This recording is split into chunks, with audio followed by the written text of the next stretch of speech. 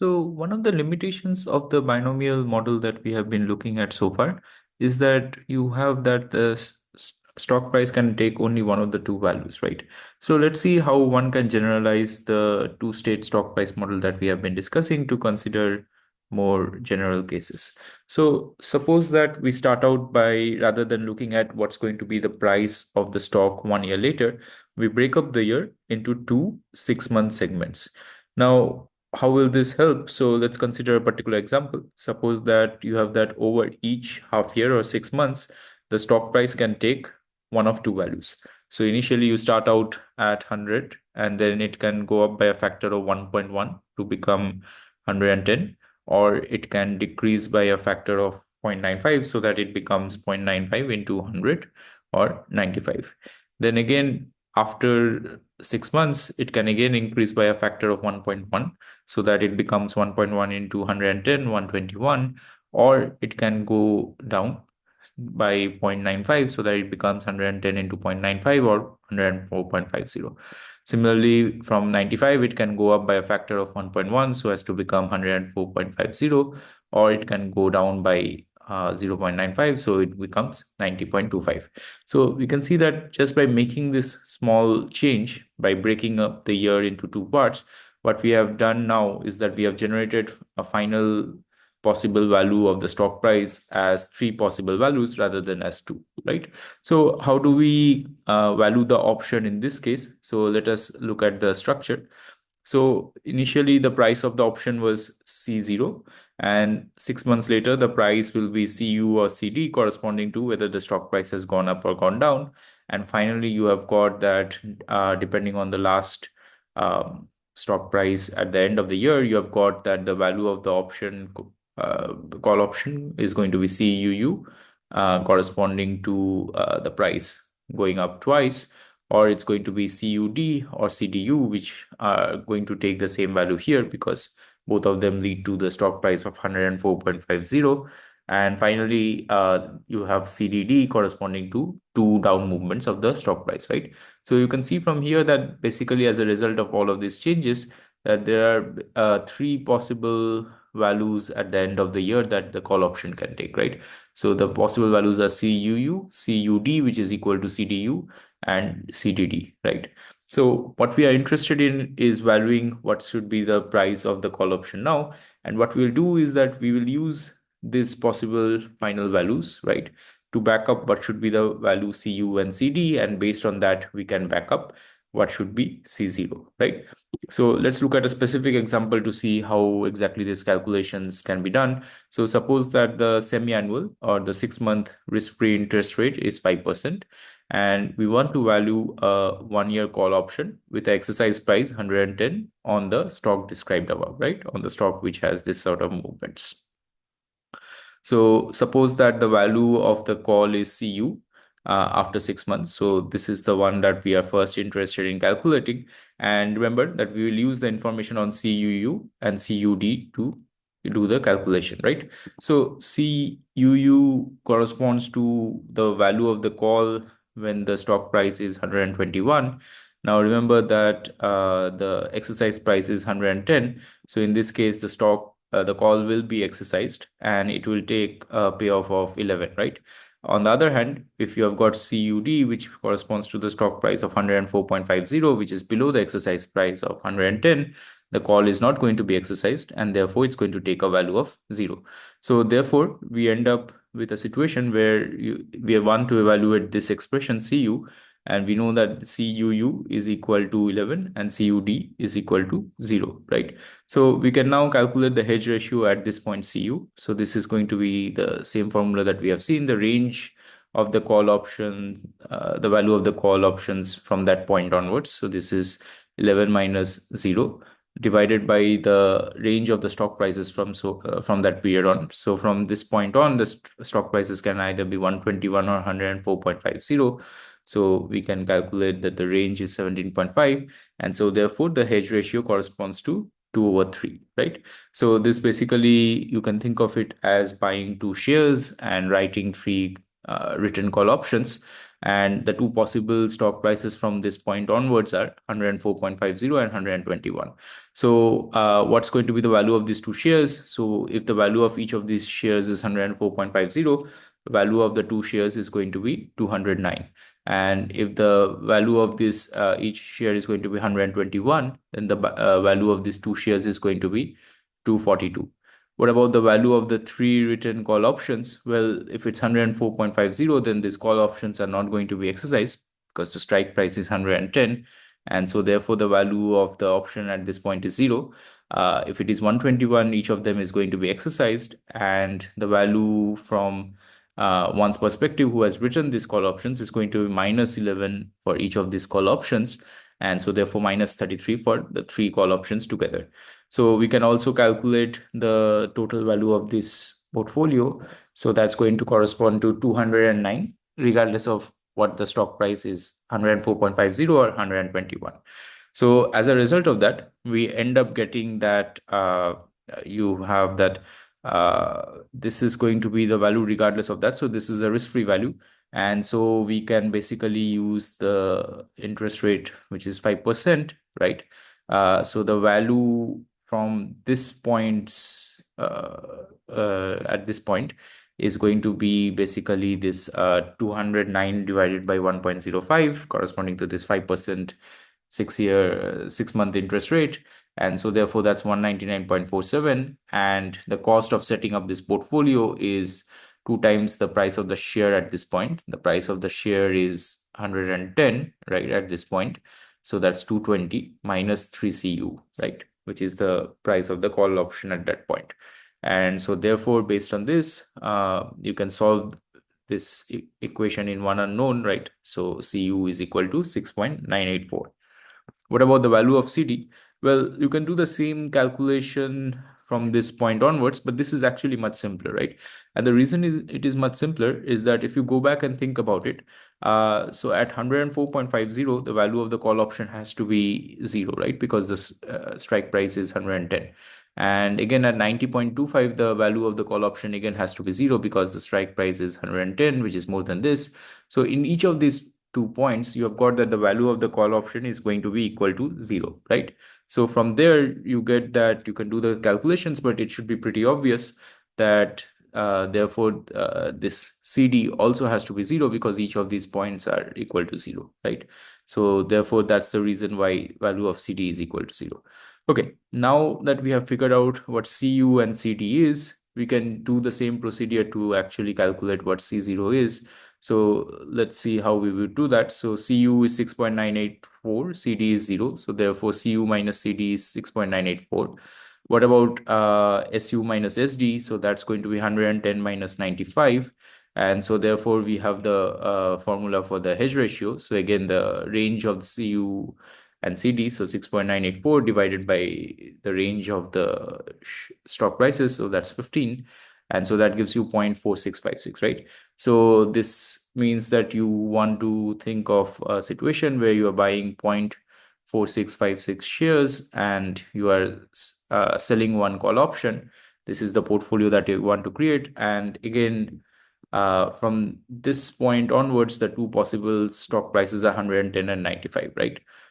So we can then think about valuing this portfolio. So if you're buying 0.4656 shares and the price of each share becomes 95, then this in terms of value will be 95 into 0.4656, which is 44.232.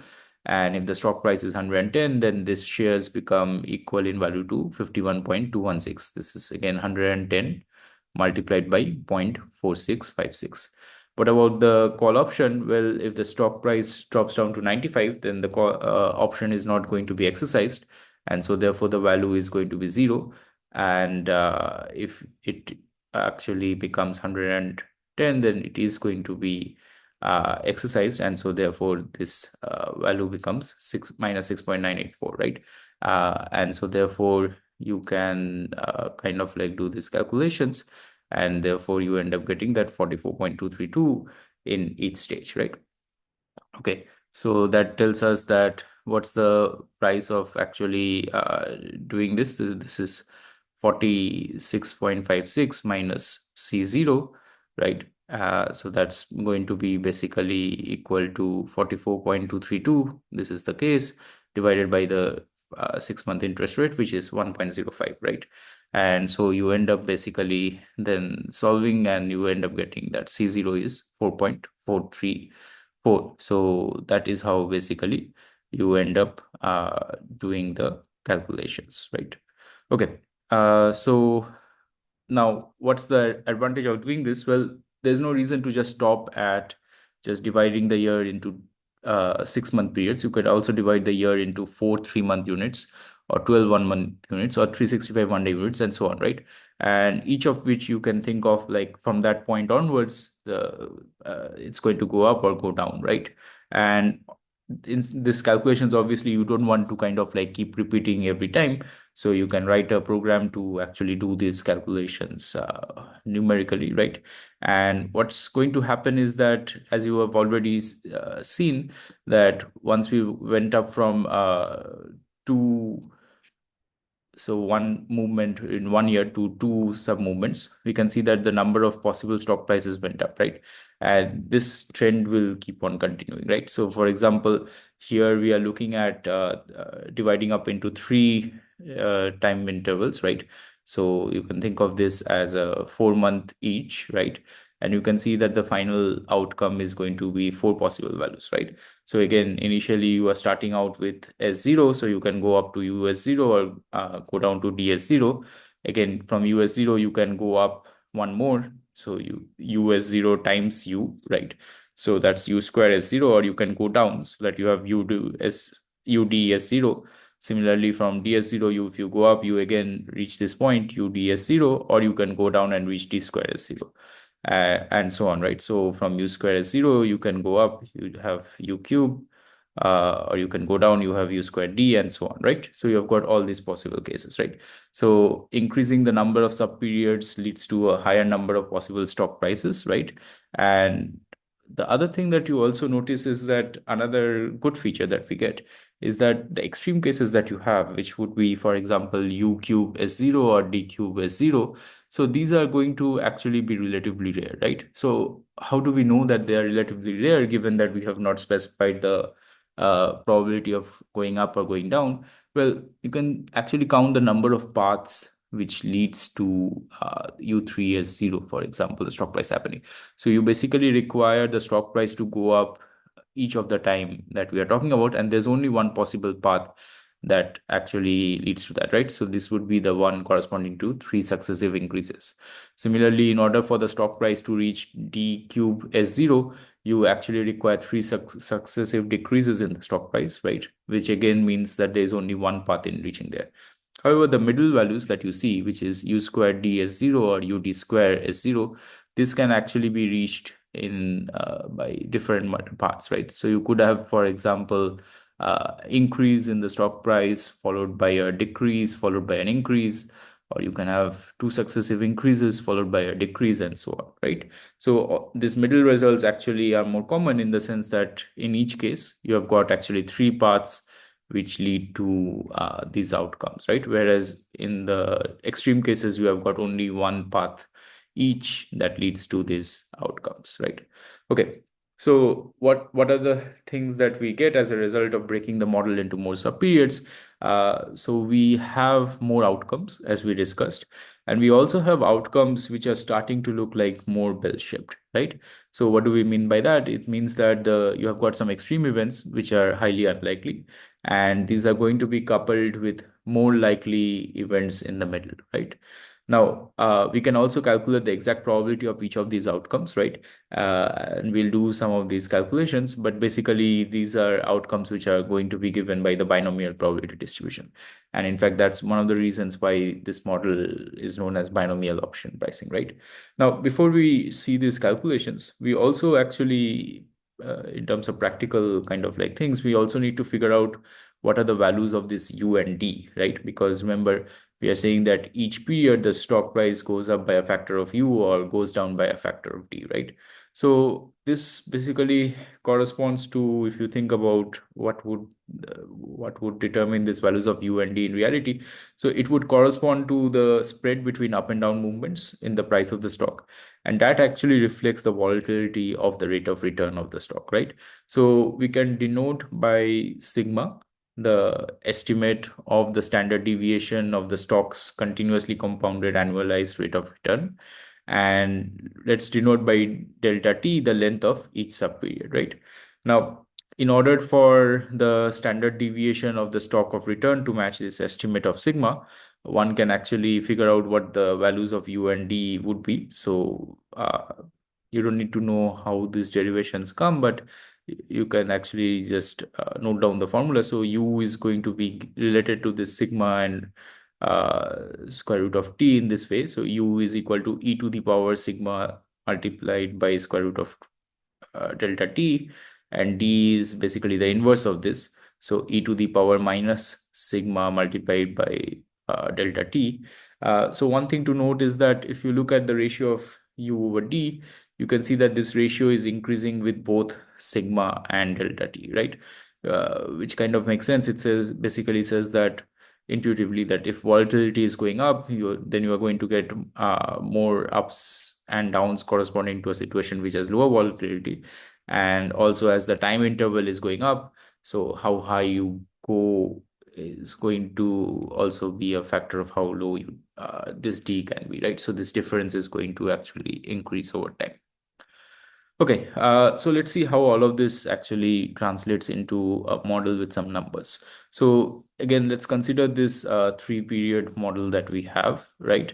And suppose that you have got a one-year option, which is based on a stock with volatility of sigma equal to zero point 0.3. And this volatility is exactly how we measured it here, which is this annualized standard deviation, okay? Suppose that time to expiration is t equal to 1, and as we mentioned, you have got n equal to 3 subperiods. So what does that mean? So we have the estimate of sigma given. We have to figure out what delta t is, but that's pretty straightforward because you have got one period which you are dividing into three parts. So that means delta t is 1 over 3. And we can use these formulas for calculating what u and d should be, right? Now that we have sigma and delta t as well. So sigma is 0 0.3, delta t is also 1 over 3. So that gives us a value of u of 1.189 and a value of d of 0.841. And suppose that the probability of a stock price increase is 0.554. Notice that this is actually the first time we are stating what's the probability of stock price increase, because in none of the calculations before have we been using it, right?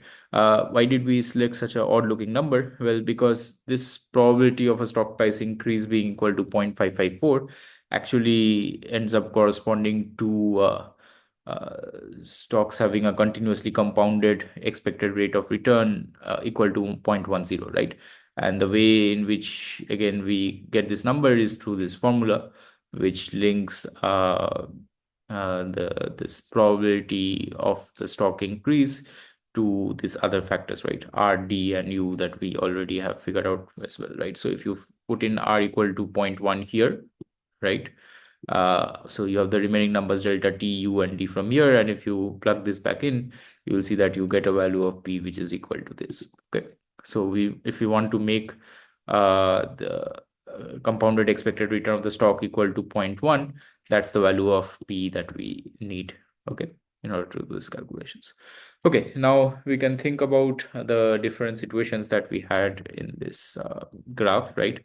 So what are the possible outcomes? So you can have events where all three movements were down, or two were down, one were up, one was down, two were up, and three are up. And all of these corresponding to some paths, right? So if you have got three down, that corresponds to this DDD, right? If you have got three up, that corresponds to up, up, up. And if you have got two up, one down, for example, that corresponds to up, up, down, or down, up, or up, down, up, right? So in each case, you end up with the same end result, which is U squared DSO, right? So that's how you can interpret this table. And we can actually, because we have now calculated what's the probability of a stock price increase at each step, which is 0.554. We also have the probability of a stock price decrease, which is 1 minus this expression, so 0.446. So we can calculate what are the probability of each of these events happening, right? So the probability of 3 downs, for example, is 0.446 times 3. What's the probability of 2 down, 1 up? Well, that can happen in 3C1 into 0.446 square into 0.554. So these are all, you can see, binomial distributions. And again, that's where we get the name. And you can actually find out what's going to be the stock price as a result of that as well, right? So we have got here 59.48 into 100 into 0.841 cube. Where are we getting this 0.841? So remember, this was the value of D, right? And you've got 3 down movements. So it's 100, which was the initial stock price, multiplied by 0.841 into 0.841 into 0.841. So what happens if you have got 2 up movements? So 100 multiplied by 1.189 multiplied by 1.189 multiplied by 0.841. So these are the different things that you get. And you can see that these are the 4 different stock prices that you get, right? So if you have these numbers, one could actually put in values for these things at the end as well, right? So that's how we did it. Okay, but this is just about 3 subintervals, but you can continue with this process by making up into even more shorter subintervals, right? And this is, for example, what would happen if you go from 3 to 6 and 6 to 20. You can find out the corresponding values of delta t. So t, again, capital T is 1 and n is this 3, 6, 20. So you can calculate what delta is. And based on that, you can calculate what this u and d will be, right? So these things that we have studied before. So now we know we have the same sigma as before, 0.3, just to make it comparable. And delta t is changing as n is changing, right? So you have these different movements for u and you have this corresponding values for d, right? So what do we observe? So some points to observe from this table is that if you are dividing this option maturity into even greater number of periods, right? So that's going to actually correspond to smaller subintervals. So you can see that increasing the periods means that this delta t, this each step that you are taking in terms of time interval, that is going down, right? And also the possible stock price movement within each time interval is also getting smaller, right? So for example, here, when you had only 3 intervals, you could have had an increase of 18.9 or a decrease of 15.9, right? However, once you decreased it to a smaller time interval, which corresponds to a larger subperiod, then you have got the corresponding increase. Maximum increase is 13, whereas the decrease is 11.5. And again, if you further increase it to 20, then the maximum increase is 6.9. And the decrease is 6.5, right? So you can see that these numbers are basically becoming smaller and smaller. And in fact, they would actually, in the limit, end up converging to 1. Okay, so these are also some graphs that you see as a result of this. So for example, here in panel A, what you have is corresponding to this subperiods 3. So remember, we have actually done these calculations, right? So you end up with these 4 possible values, right? So these are the 4 possible values which are plotted. So the x-axis has this final stock price and the y-axis has the probability, right? So this is basically plotting each of these 4 points corresponding to each of these probabilities, right? And we do the same thing for 6, which is this case, and 20, which is this case, right? So as you can see, this is becoming more and more smoother, right? Compared to initially when you had just 2 cases, 4, 7, 21, and so on, right? Now, there are also some interesting things to notice, right? So, for example, if you notice this looks like a familiar bell-shaped curve, except for it's not exactly the same thing as the normal distribution, right? So there is one important point of difference, and let's understand why. So basically, the right tail of this distribution that we see, that's actually noticeably longer than the left tail, right? If you notice here, the right tail seems to have more stuff than the left tail quickly going down, right? So what's happening is that as the number of intervals are increasing, the distribution actually progressively approaches the skewed log normal distribution, right? It's not approaching the normal distribution. And why do you have this skewness or this asymmetricity between the left tail and the right tail? Well, that's actually related to the fact that when stock prices are going down, well, they can never drop below zero, right? However, when stock prices are going up, there is no reason to put a upper bound on how high it can go, right? And basically, this asymmetry is what is leading to this skewness of distribution coming up, and hence you see the diagram looking the way it is looking and not being a symmetric, normal type of distribution that you might have initially expected.